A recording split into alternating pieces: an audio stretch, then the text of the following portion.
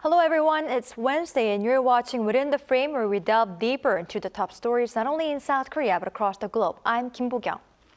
Pyongyang has been delivering hostile messages in the lead up to next week's annual military exercises between South Korea and the United States.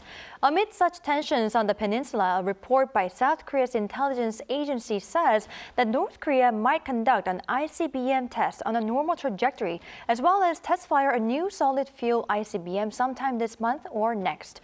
How much more would this ratchet tensions up on the peninsula? This, while North Korea is reportedly suffering from a dire food crisis, with experts saying Pyongyang would have to witness death due to starvation. Why is North Korea suffering from chronic food shortages? For an in-depth analysis of North Korea's recent issues, we invited Doctor Go Myong-hyun, Senior Fellow Asan Institute for Policy Studies. Dr. Go, welcome to the show. Thanks for having me. All right, and we also have Brian Myers, professor at Dongsan University. Professor Myers, welcome and thank you for your time. Thank you, Bo-kyung. All right, first question to you, Dr. Go. South Korea and the United States military announced that they are going to hold their annual springtime combined exercise, which will also include large-scale field training exercise for the first time in 5 years. What significance does this have? So actually, it's not the first time that the alliance is holding a field training exercise, or FTX. It's actually started last year with the incoming new administration. Resumed the field training exercise. What has changed though is the scale of the field training exercise. Last year with the Ulchi Freedom Guardian exercise, the scale of the exercise just involved a regiment level exercise. Right now, which actually contrasts again with the previous instances where under the previous administration of President Moon Jae-in, the joint military exercises were scaled down to the battalion level. So regiment contains 3 battalions. So with the new administration, the exercise has grown to 3 times larger than before.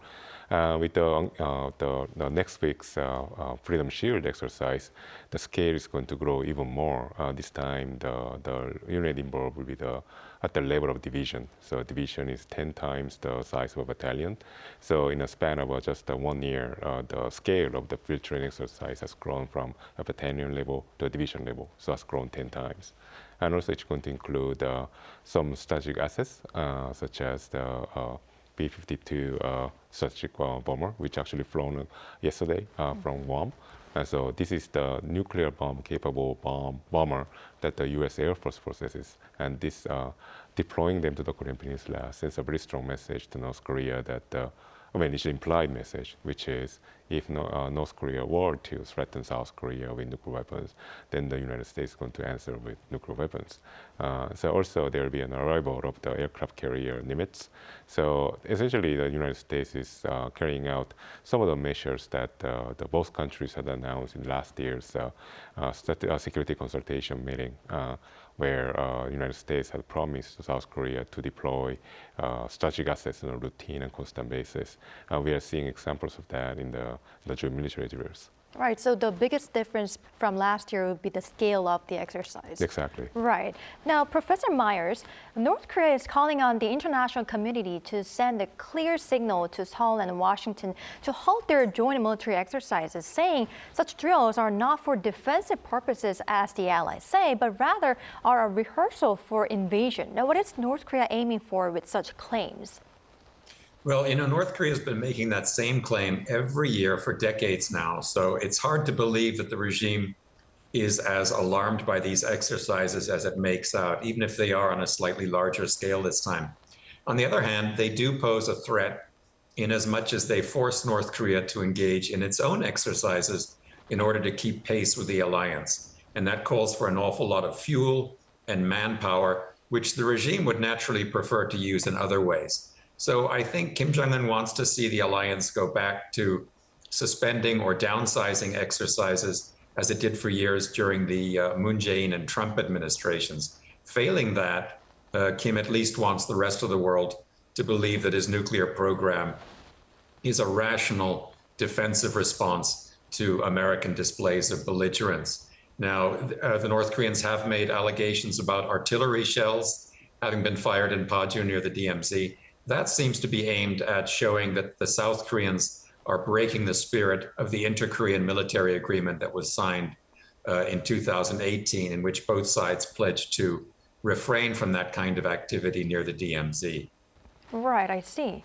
Now, Dr. Go, Kim Yo-jong also issued a statement calling South Korea and the U.S. to refrain from making remarks that further aggravate the situation. But what is noticeable here is that the recent statements came without tit-for-tat military actions from North Korea. And experts say this clearly shows that Pyongyang is struggling to respond to each and every deployment of U.S. strategic assets and comments from either U.S. or South Korean officials. Now, is Pyongyang feeling a burden to respond, or is it just a strategic way to selectively do so?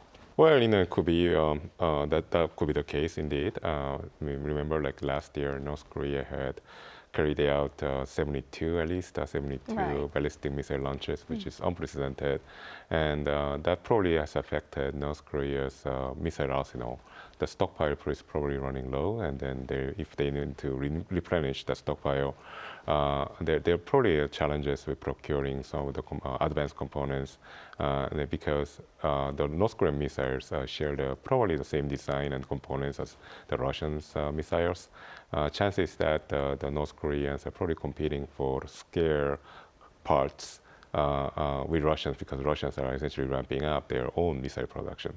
So if that's indeed the case, then North Koreans clearly have a low ability to match up with the alliance exercises the way they did in the past. But having said that, I think there's also a strategic reason behind this. I think North Korea has been reaffirming over and over their intention to show that their missile launches are essentially about to serve a defensive purpose. That they wanted, as Professor Meyer said, they're trying to paint these joint military drills as an offensive exercise, even though it's a defensive exercise in nature. So in order to put themselves in the position of being the one that actually trying to maintain the stability in the Korean Peninsula, that their provocations, the missile launches are essentially of defensive purposes. I think that they are trying to hold back their action a little bit to create this perception in the international community that the North Koreans are the one being essentially being provoked, threat, right? being provoked by the United States and South Korea. So, but I think it's very likely that North Koreans are going to carry out an ICBM test and to send a message to Seoul and Washington that they are capable of responding to United States and South Koreans' capabilities as equals. Right, so it could be a strategy, but also there is a possibility that North Korea's missile arsenal is running low, but we'll have to see what happens because they could, of course, fire another missile. Exactly. Right. Now, Professor Myers, South Korea's spy agency, the National Intelligence Service, briefed the Parliamentary Intelligence Committee that Pyongyang is expected to conduct large-scale military exercises in March and April, as you have previously mentioned, that could possibly include the firing of a newly developed solid-fuel ICBM. And if it does get conducted, tension would ratchet up even more. How do you feel such tension would affect the politics? Well, the American and South Korean governments have become habituated not only to North Korea's fiery rhetoric, but also to its ICBM launches. You could say that we're used to being surprised by advances in North Korea's technology. Nevertheless, I do think that if the regime succeeds in launching a solid-fueled ICBM, that will certainly get Washington's attention, because such missiles, as you know, can be fueled in advance and launched almost without warning. So if that sort of test is successful, I think we'd see an increase in pressure on the Biden administration, international and domestic American pressure, to explore diplomatic avenues for resolving this nuclear crisis, because clearly Pyongyang cannot be punished much by sanctions anymore now that Russia and China are on such bad terms with the United States. Now, I don't foresee much impact on South Korean politics, because really ICBMs change the equation much more for the American public than for the South Koreans, who have been living well within range of North Korea's conventional missiles for decades. Right. So if the solid fuel ICBM does get launched, it will apparently attract the U.S.'s attention, and it's not going to have a major impact on the South Korean politics regarding the North Korea. Right. Right. Now, Dr. Go, meanwhile, North Korea revealed on Sunday that it has succeeded in developing a high-thrust engine for its carrier rocket, thus providing a sure guarantee for launching a variety of satellites into relevant orbits. What is this about? So, I mean, this is one of the pre-position moves made by North Korea before. When North Koreans are essentially about to launch, say, a major missile, which we call provocation, they tend to send give us a hint or pre-message, so to speak, before they carry out such an action. We know before North Korea revealed, for instance, before North Korea revealed the 34-engine ICBM in the February 8th parade to celebrate the establishment of North Korea's armed forces. Before making the reveal, what North Koreans did, they tested a 34 engine and then they publicized it. So we are seeing a similar step taken by North Korea in this time. I think the revelation that the North Korea has tested a new rocket engine, it's going to presage possibly a launch of a space vehicle in order to carry a military satellite to the orbit. Even though North Koreans accompanied this revelation with statements that the hypothetical space vehicle made by North Korea is going to serve peaceful purposes, such as weather satellites and communication satellites and all that. Clearly, what North Koreans want to do primarily is to position a military observation satellite into the orbit. This is something that Kim Jong-un had announced back in 2021. So this is another instance when North Korea is taking steps to fulfill some of the weapons development roadmap that Kim Jong-un outlined 2 years ago. Right. Now, Professor Myers, so I basically heard what this high-thrust engine for its carrier rocket is from our Dr. Go, but what I want to know is what intentions are behind these statements that coincided with the announcement on Washington and Seoul's joint military drills? I mean, what kind of message was North Korea trying to deliver? Well, I think the message is that while North Korea feels threatened by the alliance's military drills and objects to them in the strongest terms, it isn't going to be intimidated by them. You know, I think announcements like these are also meant to underscore the fact that economic sanctions on North Korea have failed in their primary objective, which was always to deprive the North of the financial resources needed to develop nuclear weapons. At this point, I think Washington does have to acknowledge the remarkable speed with which the nuclear program is progressing. And as I said, that's bound to increase pressure on the Biden administration to come up with more than just the usual tough talk about negative consequences for Kim Jong-un. Right, I see. Now, Professor Myers, shifting gears a little bit to domestic issues in North Korea, the food crisis seems to be a serious problem in the country right now, with some experts saying the country has hit its worst point since a 1990s famine known as the Arduous March that caused mass starvation. Now, could you first of all tell us about the so-called Arduous March and what brought about such food shortages right now that makes the situation similar? Well, the arduous march of the mid-1990s resulted from numerous problems. It was kind of a perfect storm. You had a sharp decline in food aid from the North's traditional allies, and you had natural disasters like droughts and floods, and you had the chronic problems which North Korea has always had, trying to maintain a decent agricultural production with very inefficient collective farms. Now, in the almost 30 years since then, there have been frequent reports, often by international food aid organizations, that the country is teetering on the edge of another devastating famine. But fortunately, these reports have consistently proven baseless. Sure, malnutrition is still rife, people are undernourished, as always, but if they really were starving to death in the streets, as some of these latest reports have been claiming, we would be seeing an increase in efforts to flee the country, and we'd be seeing an effort to tighten the borders to prevent people from escaping. And we're not seeing those things. You know, America's problems with China and Russia have pushed those two countries closer to North Korea. So I would be very surprised if they allow the food situation there to get anywhere near as bad as it was in, say, 1995. Right, so it could be a baseless, I don't want to use the word rumor, but it could be baseless. Interesting. Yeah, it could be undersubstantiated, let's put it that way. Right. Now, Dr. Go, though according to the CNN, citing a research analyst at the Peterson Institute for International Economics, even if food does get distributed equally, though it is almost inconceivable in North Korea, so they say, North Korea would witness hunger-related deaths. Now, have North Korea up until now proposed any measures to tackle the problem, although there are, like our Professor Myers, who say that this could be quite baseless? Well, I mean, I think this kind of statements actually come from estimation of North Korea's food production. We know that, I mean, this is a very, I mean, we don't have very trustworthy information coming out of North Korea these days. Clearly, the de facto outflow has stopped because of the stricter border controls imposed by the regime, and also the COVID-related restrictions in China has made it very difficult for the defectors to leave China and enter South Korea. So clearly there's insufficient information about North Korea. But even then, we can make some assumptions about the food production in North Korea. Food production is essentially a production equation where you put enough input and then you have output. We know that the input, such as fertilizers, probably has decreased over time because the import restrictions, as well as the energy problems that North Korea has had. So if they have a little input, then they want to have a little output.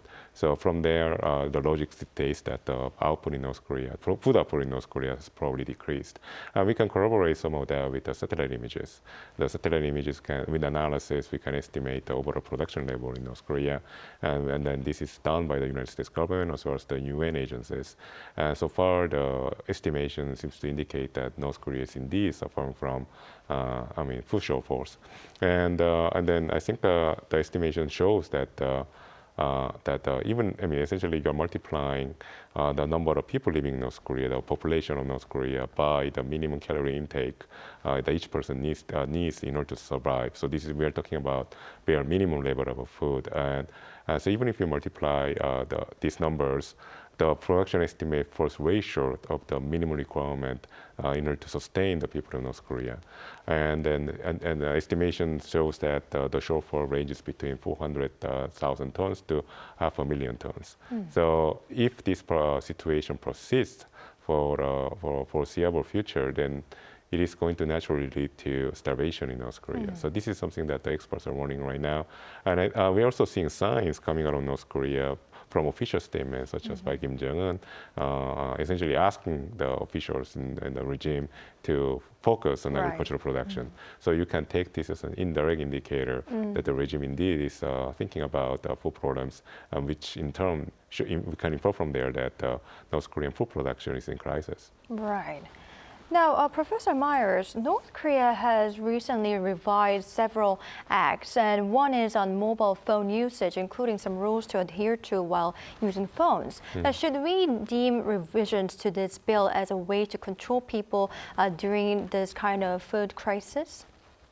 Well, you know, there was very little social unrest during the arduous march of the mid-1990s that we talked about, if you disregard, of course, the number of people who fled the country.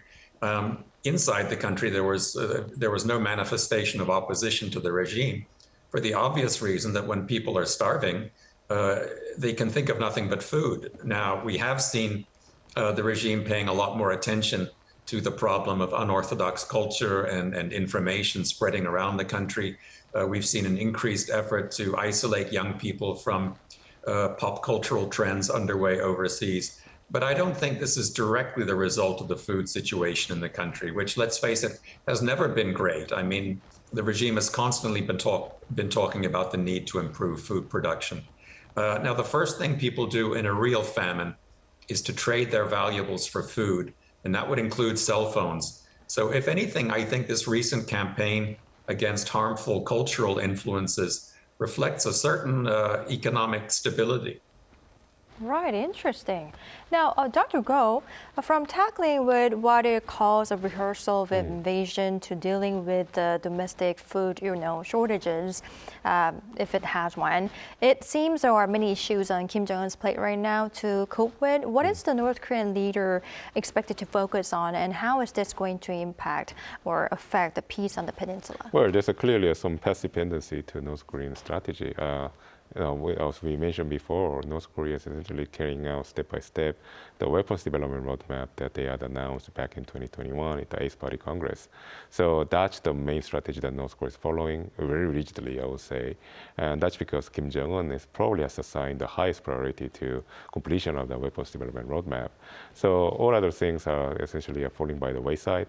And therein lies the problem with the North Korean regime. North Korean probably, I mean, especially Kim Jong-un himself, probably expected that with the centralization measures that he announced back in 2021 alongside with the weapons roadmap, development roadmap, he could tackle the economic problems.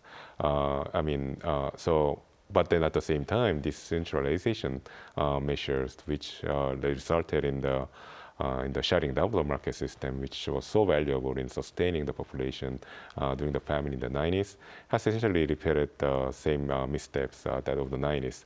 So North Korea has relied on the market to sustain itself, but now has moved away from the market, and therefore the consequences are essentially scientifically predictable, which is the repeat of the famine. So, I mean, it doesn't mean that North Korea has entered that serious famine kind of stage, but it's probably that there's already localized famine around the country. So this is also compounded by the sanctions that North Korea didn't have 10 years ago, such as, I mean, they always been under sanctions, but they didn't face this kind of strict sanction regimes that they are facing today. And also there are consequences of the COVID-related restrictions, which has undermined trade that North Korea had with China. So these are factors that I think North Korea didn't take into full consideration when they announced this weapons development roadmap 2 years ago. So I think Kim Jong-un is probably will be forced to, even if he doesn't want to entertain new strategic steps. And I think it's possible for North Korea to entertain the idea of restarting dialogue with Washington. Historically, North Korea didn't really give up on the idea of engaging U.S. administration, even when things were bad. So and there hasn't been any dialogue between Washington and Pyongyang ever since President Biden assumed office 2 years ago. And this isn't something that North Korea probably finds sustainable or favorable. So it's likely that North Korea may surprise us, even though the chance of that happening is still low. There's still significant chance that North Korea may surprise us by reaching out to either Seoul or Washington for a start of an engagement process. Right, interesting. Right. Although I'd like to ask more questions to our experts, this is all the time we have for today's edition. Thank you, Dr. Go and Professor Myers, for your insight. We really appreciate it. My pleasure, as always. All right, that's all for Within the Frame tonight. We will be back tomorrow with more in-depth stories. Thank you for watching and goodbye.